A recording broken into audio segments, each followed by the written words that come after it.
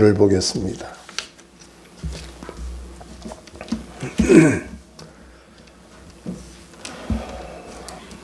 골로새서 4장 2절로 3절 봉독에 올립니다.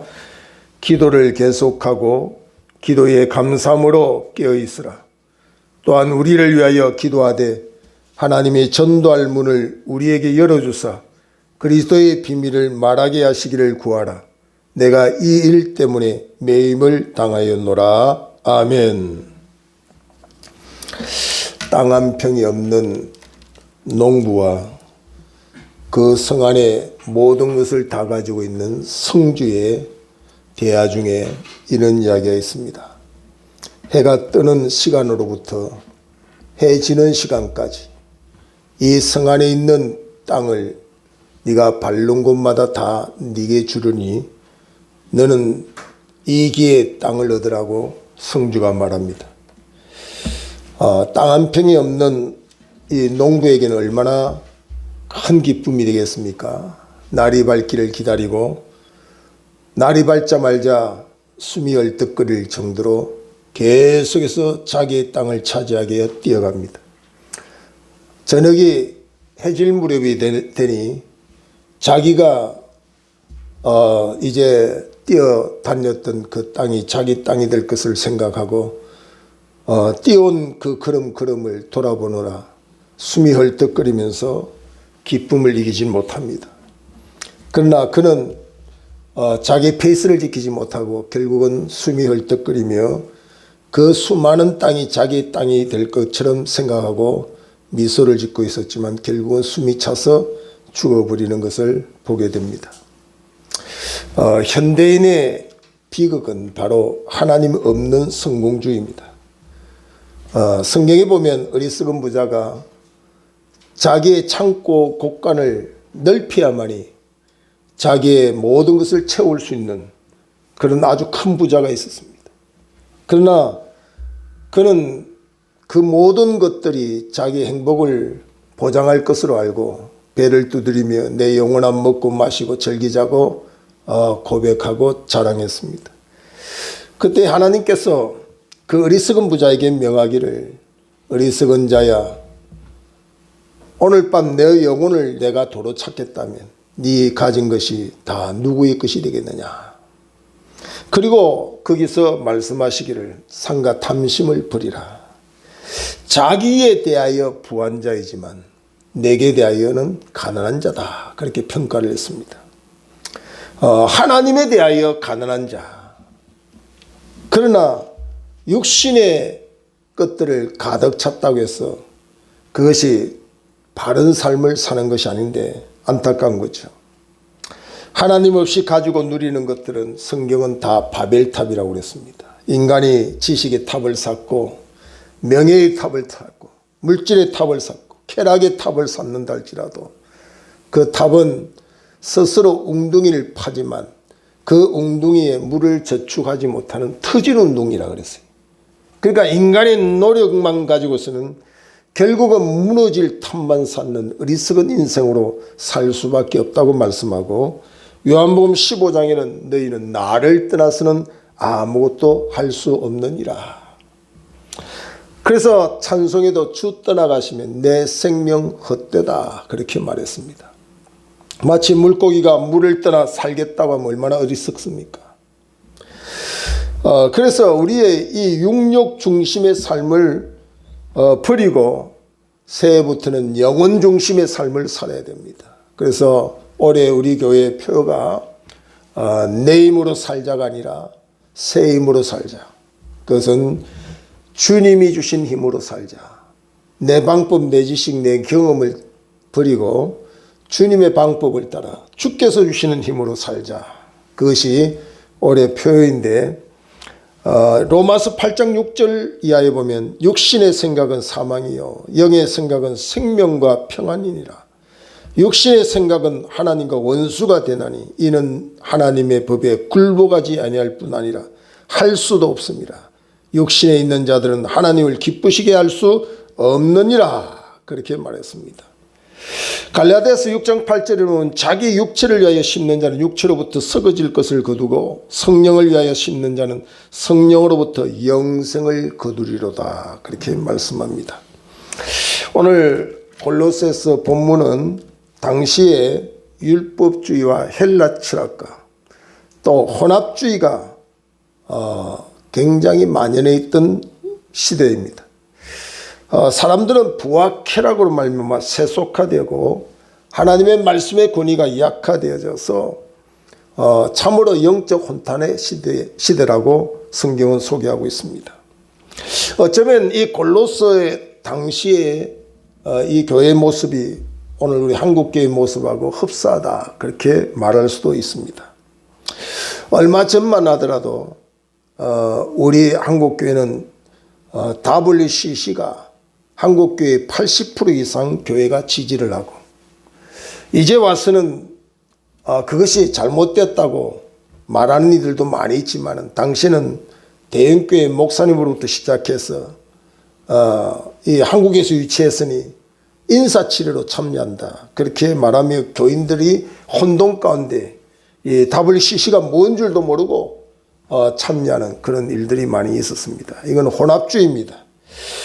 그들의 기도 가운데 보면 너무 수강스러운 기도를 하는데 우리는 오직 길이신 예수님의 이름으로 기도를 또 배웠고 기도를 또 주님이 가르쳤고 우리는 그렇게 기도하고 있습니다. 하나님 아버지께로 나아가는 길이 바로 오직 나는 길이요 하는 주님밖에 없는데도 불구하고 목회자들과 교인들이 모여서 WCC를 지지하면서 참여할 때 보면 기도의 내용에도 예수님 이름으로 석가모니 이름으로 공자 이름으로 마리아 이름으로 이렇게 막 그냥 참여한 사람들 그들이 섬기는 그 대표적인 신도 아닌 신을 이름을 붙여서 예수님과 동등히 하면서 기도하는 모습도 보여주고 있었다는 겁니다. 얼마나 안타까운 일인지 모릅니다. 고린도후서 6장 14절을 보면 너희는 믿지 않는 자와 멍에를 함께하지 말라고 그랬고 불법이 어찌 함께하며 빛과 어둠이 함께 공존하겠느냐고 성경은 말씀을 하고 있다는 사실입니다. 이런 잘못된 신앙을 바로잡기 위해서 목회자인 바울은 골로새 교회를 통하여 오늘 본문이 권면을 하고 있다는 사실입니다. 현 시대 교회의 위기가 재정의 문제도 아니고 교회의 지식의 문제도 아닙니다. 교회의 위기가 권면이 없다는 거예요. 권면. 그 교회에 나오면 다 축복의 소리만 듣기를 원해요. 자기 귀에 듣기 좋은 소리만 듣기를 원해요. 자기 귀에 듣기 좋은 소리를 들으러 교회 나오는 게 아니라 들어야 될 하나님의 말씀을 듣기 위하여 교회 나와야 되는데 자기들이 듣기 좋은 말만 해달라는 거죠. 그 권면이 사라져요. 권면 건증하면 교회를 다 떠나버리는 이렇게 나약한 신자가 되어버린 한국교회의 모습이 많이 있다는 사실입니다. 저는 그 송구 영신 예배 때 새해에 주시는 축복의 말씀 카드를 뽑는 경우들이 언제부턴가 한국교회 자리를 잡고 있는데 저는 축복의 말씀을 간직하는 자체가 나쁘다는 게 아니라 그렇게 축복의 말씀을 받을 만한 사람이 되었느냐 그런 신앙을 가지고 있는 사람에게 그 말씀을 주고 있느냐고 생각해 볼 때는 굉장히 부정적입니다. 만약에 그 말씀 카드를 새해 받으려고 하면 그릇이 잘못되어 있는 사람에게는 권면이 필요하지요. 권징이 필요하지요. 이렇게 살았더니 너는 이렇게 잘못되었으니 이렇게 살아라고 하는 성경의 말씀은 수없이 많은데 그런 말씀은 다 감춰놓고 숨겨놓고 그냥 준비도 안 됐는 사람에게 너는 올 한 해 너와 함께하리라 복을 주리라 창대케 하리라 이런 말씀만 하고 있는 말씀 카드를 뽑고 그것을 품고 자기 것으로 생각하는 그런 잘못된 기복신앙이 한국교회를 어렵게 만든다는 거죠. 내가 아무리 잘못해도 축복의 말씀만 받고 권면이 없고 권징이 없는 한국교회가 얼마나 나약한 신자가 되고 기복신앙으로 그 신앙을 빠져가는지 모릅니다. 그래서 모든 신앙이 자기중심이다. 자기중심. 내 생각에는 자동차를 대학 졸업하고 사달라고 하는 아들을 있습니다. 이 아들이 아버지가 보기에는 아직도 자동차를 살 만한 단계도 아닌데 계속해서 쪼르는 바람에 너 머리 그 긴 머리나 좀 자르고 행동을 좀 단정히 하고 성경을 좀 읽어라. 그러면 자동차를 사주겠다고 약속을 했습니다. 계속해서 아들은 자동차를 사달라고 시간만 나면 쪼르는 거죠. 그래서 그 아버지가 성경은 읽었느냐 물어봤더니 성경을 읽었다고 그래요. 그러면서 이 아들은 머리도 자르지 아니하고 계속해서 자기의 욕심만 채우려고 자동차를 사달라고 이야기를 하는 거죠. 그러면서 아버지에게 때를 써 아버지가 너 아직도 머리도 깎지도 않고 성경도 제대로 읽지 않은 것 같은데 그렇게 쪼르기만 하면 어떡하냐 그랬더니 이 아들이 하는 소리가 성경에 보니까 예수님도 머리가 장발이고 삼손도 장발이고 다 장발인데 뭐 구태여 머리를 자꾸 잘라라고 그렇게 이야기하냐고 아주 그냥 원망 섞인 이야기를 하더라는 거죠. 그때 아버지가 이런 말을 합니다. 그래 예수님도 장발이고 삼손도 장발이지만 그들도 다 차 타고 안 다니고 걸어 다니는데 너도 걸어 다니라 그렇게 이야기했다고 그럽니다. 바로 이 아들의 모습이 바로 성경을 보는 오늘 현대인의 모습이 아닌가 생각되어집니다. 모든 것이 자기의 생각, 자기의 방법, 자기의 고집대로 신앙생활을 하는 경우들이 너무 많다는 거죠. 성경적으로 성경을 이해하고 그 성경의 말씀에 자기 뜻을 굽히고 자기 고집을 좀 내려놓고 믿음으로 살려고 하는 모습이 없다는 이야기입니다. 그 오늘의 이 시대의 비극 중에서 진정한 멘토가 없는 게 또 문제입니다. 멘토. 선생이 없어요. 다 선생입니다. 요즘은 이 인터넷 시대가 되다 보니까 지식이나 정보가 보편화되었습니다. 예전에는 초등학교 나온 사람은 대학 나온 사람과의 지식이나 정보의 차이가 엄청났습니다. 그러나 요즘은 초등학교 나오나 대학 나오나 지식의 정보의 차이가 그다지 차이가 안 납니다.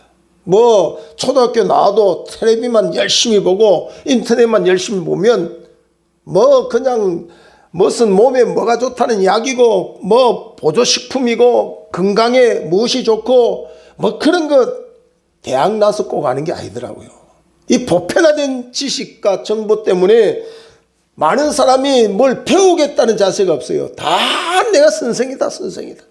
교회 나와서도 보면 이 귀가 커져가지고 목사님이 설교하기도 전에 우리 목사님 오늘 설교 본문 이거면 이런 설교 하겠네. 다 알고 있어요. 다 알고 있어요. 얼마나 귀가 커져 있는지 몰라요.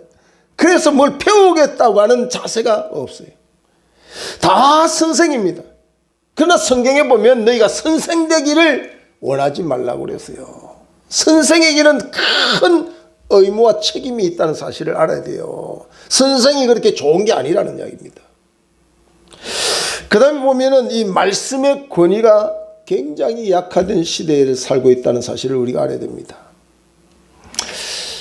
우리가 그 역대상 10장 13절 14절에 보면 굉장히 중요한 말씀을 거기 하고 있습니다. 거기 보면 우리가 잘 아는 이스라엘의 일대왕 사울 왕이 버림받고 최후에 그의 가족과 자녀들까지 본인은 물론이거나 온 가족과 또 이스라엘의 패배를 안겨준 그 원인을 한마디로 거기서 이야기하기를 사울이 하나님의 말씀을 버리고 사울이 하나님의 말씀을 듣지 아니하고 하나님께 묻지 아니하고 하나님께 묻지 아니했다는 말은 기도하지 않았다는 것이죠. 왕이 되어 세움을 받은 사울은 어려운 일을 겪고 블레셋의 군대가 쳐들어왔을 때 인간의 힘으로 역부족인 상태 속에서도 그 나라와 그 민족을 살리기 위하여 하나님 앞에 물어야 되는데 하나님 앞에 그 말씀대로 순종해야 되는데 오늘 본문에는 보면은 뭐라고 이야기하냐면 사울이 하나님 앞에 범죄하여 그의 말씀을 듣지 아니하고 그에게 묻지 아니하고 하는 말이 있어요. 말씀을 듣지도 아니하고 하나님의 앞에 묻지도 않고 묻지도 않다는 이 말은 기도하지 않았다는 거죠. 여러분 교회에 나와도 하나님께 묻지 않는 사람 이 사람의 비극을 초래할 수밖에 없습니다. 묻지 않는다는 것은 하나님을 그만큼 인정하지 않는다는 말입니다. 오늘 이 사울은 하나님 앞에 묻지 않고 신접한 사람을 찾아가서 물었다고 이야기했어요. 오늘날 말하면 점쟁이 같은 사람들, 악신에 취해져 있는 그들을 하나님의 종이 되어 하나님의 백성을 이끌어야 될 왕이 그런 잡신을 추구하는 그들에게 물을지언정 하나님께 묻지 않는 어리석은 짓을 했다고 하는 사실입니다. 오늘 이 시대의 교인들이 하나님의 말씀을 듣는데 어느 정도의 권위를 가지고 들을 수 있을까요? 전문인의 지식의 정도도 듣지 않습니다. 의사의 말 한마디 정도도 그 권위를 인정하지 않습니다. 점쟁이의 말 한마디에 얼굴이 노랗게 붉었다는 사람들이 하나님의 말씀을 듣고도 담대하게 죄를 짓고 불순종하고 살아가는 것이 오늘 현대교회 교인들이 많이 있다는 사실입니다. 말씀은 성도의 최고의 멘토가 되고 성도들이 살아갈 때 최고의 권위로 그 어떤 점쟁이의 말이나 그 어떤 전문인의 말보다도 더 귀하게 들어야 된다는 사실입니다. 그때 시편 119편 97절 이하에 보면 이 말씀을 상고하고 말씀을 듣고 순종하고 가는 이들에게는 그들의 스승보다도 뛰어난 사람으로 살아갈 것이고 원수들보다도 더 지혜롭게 살 수 있고 노인들보다도 더 지혜롭게 살 수 있다고 성경은 말하고 있습니다. 시편 107편 10절 11절에 보면 사람이 사망과 흑암과 공고의 쇠사슬에 매인 것은 하나님의 말씀을 멸시하고 살기 때문이라고 성경은 분명히 말하고 있습니다. 그 새해는 내 힘으로가 아니라 새해는 세임받고 살자고 하는 교회 표에 따라서 오늘 골로새 교회에 주신 금면을 달게 받을 때 우리는 세임을 받고 살아갈 수 있다는 사실입니다. 그래서 오늘 세임을 받고 살 수 있는 그 방법의 첫 번째를 오늘 2절에 이렇게 소개를 합니다. 기도를 계속하고 하는 말씀입니다. 기도를 계속하고. 오늘 성도들이 세임받아 살 수 있는 유일한 방법이 있다면 기도입니다. 기도를 계속해야 된다. 성경은 어느 정도로 계속하라고 말하고 있냐면 쉬지 말고 기도해라. 그래서 쉬지 말고 기도해라. 이것은 바로 호흡과 같은 것이기 때문에 호흡을 중단하면 죽는 것처럼 우리가 기도를 중단하면 우리의 영혼이 죽을 수밖에 없다는 사실입니다. 저는 그 청년 사역을 많이 했는데 청년들이 결혼을 앞두고 인사로 오는 경우들이 많습니다. 그때마다 제가 기도 많이 했느냐 그러면 기도 너무 바빠가지고 그렇게 많이 하지 못했습니다. 그런 이야기를 할 때가 있어요. 그때마다 저는 경험상 이런 이야기를 합니다. 기도 부족은 아직도 네가 집을 장만하고 살림 도구를 다 장만했다 할지라도 기도 부족은 아직도 결혼 준비가 안 된 줄 알고 더 기도 열심히 해라. 그렇게 권면을 할 때가 많습니다. 우리 성도들이 세상에 살면서 모든 것을 다 갖췄다 할지라도 기도의 부족은 모든 것의 부족이라고 하는 사실을 깨달아야 됩니다. 성경은 어느 정도로 기도를 강조했냐면 기도 외에는 이런 유가 나갈 수 없다고 그랬어요.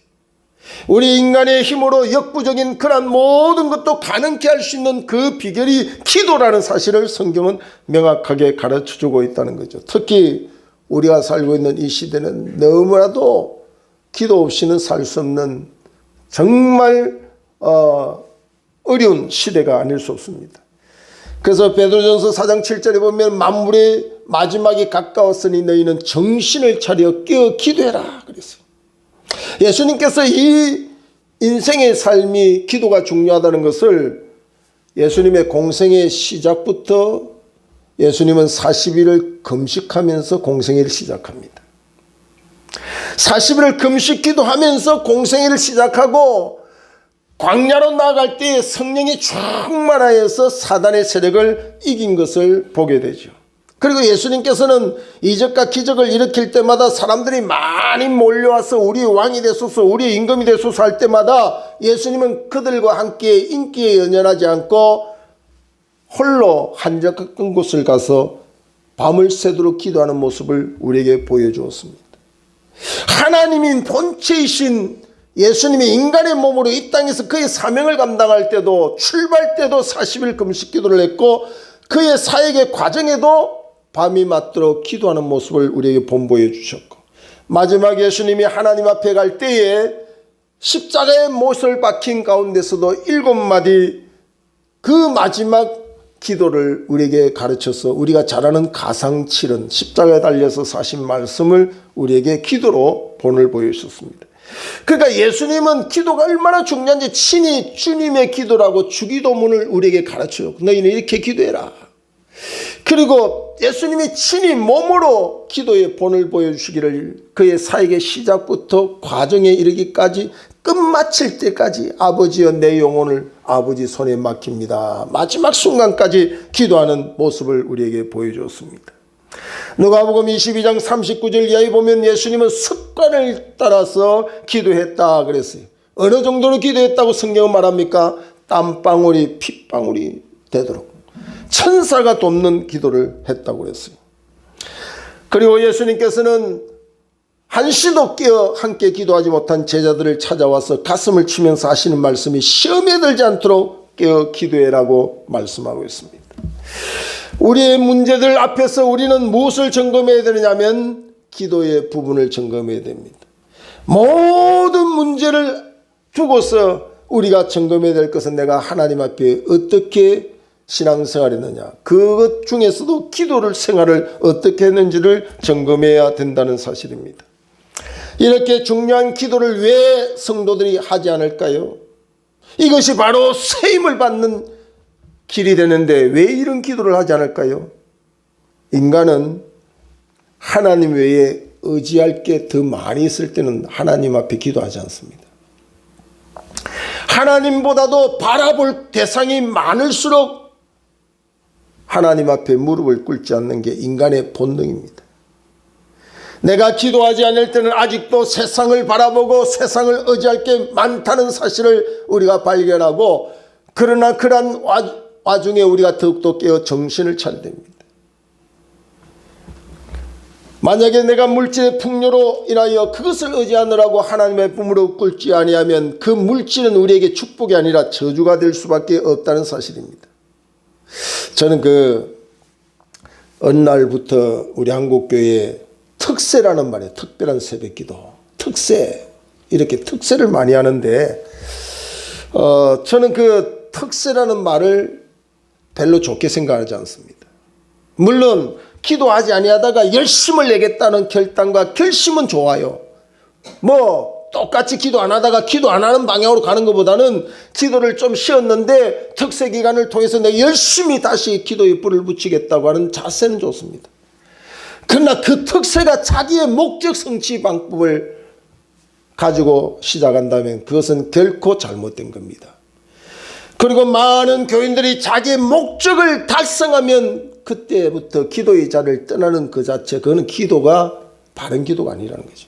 기도는 우리의 목적이 성취돼도 여전히 숨을 쉬는 것처럼 계속해야 하는 것이죠. 기도를 무슨 특별한 시간만 내놓고 하는 기도로 착각해서는 안 된다는 이야기입니다. 그리고 우리 성도는 날마다 심령이 가난해서 하나님 외에는 내가 만족할 길이 없고 기도밖에 내가 할 일이 없다고 하는 철저한 심령의 가난함이 우리 속에 날마다 있어야 그것이 바른 믿음의 삶을 살 수 있다는 거죠. 근데 우리는 참 그런 중심이 되기가 어려워요. 그래서 주님은 때로는 고난을 주시는 거죠. 야복강의 야곱을 하나님이 부르시듯이 홀로 독대하는 시간을 하나님이 부를 수밖에 없는 것이, 하나님보다 더 많은 것을 의지하는 그 순간에 기도를 안 하는 거죠, 사람들이요. 그래서 철저히 기도밖에 없습니다. 하나님밖에 볼 것이 없습니다. 하나님 나를 도와주십시오. 이사야 선지자는 여호와의 팔이 잠들지 않게 하소서, 우리를 향하여 능력을 베풀어 주시옵소서. 믿음의 기도를 낸 것처럼 하나님의 팔이 잠들면 우리의 가정도, 우리의 개인도, 우리의 교회도 희망을 잃어버리기 때문에 끊임없이 우리의 기도가 그런 기도를 해야 된다는 사실입니다. 기도는 하나님의 응답을 약속하고 있어요. 구하라 그리하면 주신다고 그랬어요. 그렇게 필요한 게 있으면 구하라, 약속이 주신다고 그러는 거죠. 닫힌 문이 있거든 두드리라, 열릴 것이라고 그랬어요. 이런 것이 있거든 찾으라, 그러면 찾을 것이라고 약속했습니다. 엘리야의 기도는 3년 6개월 동안 하늘이 닫혀 비가 내리지 않는 그 땅에 비를 내리게 하는 하늘 문을 여는 기도가 엘리야의 기도입니다. 올 한 해 우리가 세임 맞는 능력을 기도를 통해서 얻고 우리의 기도를 통하여 닫힌 하늘이 열리기를 주의 이름으로 축원합니다. 하늘의 문이 열려야 된다는 거죠. 예수님께서 공생애를 시작할 때도 하늘이 열렸다고 그랬어요. 그곳에서 이는 내 사랑하는 자요 내 기뻐하는 자로 후원하고 지지하는 주의 음성을 듣게 되었다고 말씀합니다. 오늘 한 해도 우리에게 이 하나님이 하늘문 여시고 들려주신 음성, 이는 내 사랑하는 자 내 기뻐하는 자라는 음성을 듣고 용기백배하여 세임 얻고 승리하는 우리의 길이 되기를 주의 이름으로 축원합니다. 바울은 닫힌 옥문을 열게 되었어요. 기도할 때 그 옥문이 열렸어요. 자기에게 묶인 사슬들이 다 풀려났어요. 온라인에 저와 여러분이 기도하다가 이 문이 열리는 체험들을 할 수 있기를 바랍니다. 모세 한 사람이 무릎 꿇고 기도할 때에 바다에 길을 만들어주신, 바다가 육지로 건너는 그 역사가 응답되었습니다. 다니엘은 죽음을 무릅쓰고 습관을 따라 하루 3번씩 예루살렘 성을 바라보며 기도하는 그 기도 까닭에 사자 굴 속에도 사자의 입을 열지 못하게 하고, 다니엘을 죽이려고 하던 원수들이 오히려 자기들이 파놓은 그곳이 함정이 되고 그곳에서 죽음을 당하는 역전의 삶도 보여줬습니다. 그러므로 성도는 기도보다 앞서는 일이 되어서는 안 된다는 거죠. 기도 없는 예배, 기도 없는 전도, 봉사, 기도 없는 사업, 기도 없는 가정생활은 결코 사단의 비웃습니다. 그래 예배 많이 드리라, 기도 없이 해라. 사업 그래 기도 없이 해보라. 사단은 우리에게 할 수 있는 걸 다 해보라 하지만 기도만 멈추고 하라는 이야기죠. 오늘 우리는 기도하지 않으면 성경은 분명히 시험에 들지 않도록 기도해라. 충동적이고 욕망적인 기도를 우리는 해서는 안 되지만 우리의 기도는 어느 특정 시간만 하고 끝나는 게 아니라 계속 기도해라. 계속. 여기 계속하라는 것은 진실하게 하라는 의도가 있고 그 다음에 믿음으로 하라는 거예요. 여러분 기도가 어느 일정한 내 기준에 응답이 없으면 우리 실망하잖아요. 포기해버리잖아요. 근데 기도를 계속할 수 있는 것은 믿음이 있어야 하는 거예요. 믿음이 있어요. 예? 우리가 믿음이 없으면 기도를 계속 못해요. 하나님은 반드시 약속의 하나님이고 내가 기도할 때 그 응답을 반드시 줄 것에 대한 믿음이 있는 사람은 끈기 있게 계속해서 기도할 수가 있게 된다는 거죠. 오늘 성경에 보면 기도하되 감사함으로 기도해라. 그래서 이 감사함도 바로 믿음으로 할 수 있는 거죠. 자, 5천여 명이 넘는 군중들을 어린 소년 전신 도시락에 불과한 보리떡 5개 물고기 2마리를 넣고 주님이 축사할 때 어떤 자세였어요? 감사함으로, 축사했다는 감사함으로. 여러분 보리떡 5개 물고기 2마리를 넣고 어떻게 감사할 수 있어요? 그 수많은 사람을 먹이려고 할 때 염려 걱정이 더 있고 뭐 이런 거 가지고 뭘 어떻게 하라고 하느냐고 이야기할 수도 있지만 주님은 그런 형편 속에도 감사의 기도를 하나님께 올린 걸 보면 기도에는 감사를 빼면 안 돼요. 근데 그 감사는 믿음이 있어야 할 수 있다는 사실을 우리에게 말씀하고 있는 거죠. 오늘 우리가 기도할 때에 3절을 보면 또한 우리를 위하여 기도하되 하는 말이 있습니다.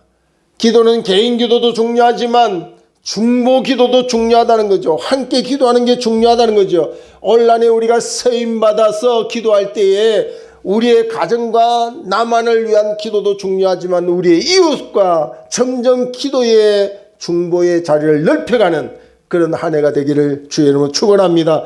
우리의 기도를 필요하는 곳이 너무 많기 때문에 우리는 중보의 기도를 끊임없이 해야 된다는 사실입니다. 좀 더 구체적으로 우리가 세임받아 기도하면서 이 기도의 중요한 것이 3절에 또한 우리를 위하여 기도하되 하나님이 전도할 문을 우리에게 열어주사 그랬어요. 전도할 문을 여는데도 기도가 필요하다는 거지. 그러니까 기도 없이 전도하는 것은 열매가 없다는 이야기입니다. 그래서 우리는 기도할 때 전도의 문을 열어주십시오 할 때 환경의 문을 열어주십시오. 전도 대상자의 마음의 문을 열어주십시오. 그 다음에 가장 중요한 부분이 우리가 전도에 할 때 기도하면 어떤 기도를 해야 되느냐 하면 3절에 또한 우리를 위하여 기도하되 하나님이 전도할 문을 우리에게 열어주사 그리스도의 비밀을 말하게 하시기를 구하라. 그리스도의 비밀을 말하는 전도가 돼야 돼요. 교회 자랑이나 목회자의 자랑이나 자기 자랑을 하는 것이 전도의 핵심이 아니라 그리스도의 비밀을 전하는 전도가 중요하다는 거죠.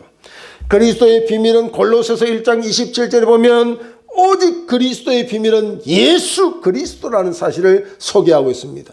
나를 위하여 세상에 오시고 나를 위하여 고난당하시고 나를 위하여 십자가를 지셔서 우리의 죄를 사하여 주시고 구속하신 그리스도의 비밀, 그 복음을 전하는 것이 전도라는 사실을 소개하고 있습니다.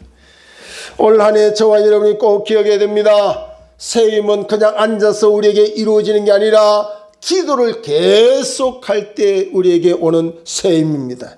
주께서 기도하는 자에게 주님의 힘, 세임을 부어주시기 위하여 오늘 디모데전서 2장 8절에는 그러므로 각처에서 남자들이 분노와 다툼이 없이 거룩한 손을 들어 기도하기를 원하노라 그랬어요. 가정의 가장으로 교회 중직자로 이 사회 민족 앞에서 성도들이 손을 들고 기도하는 것이 너무 중요하다는 거죠.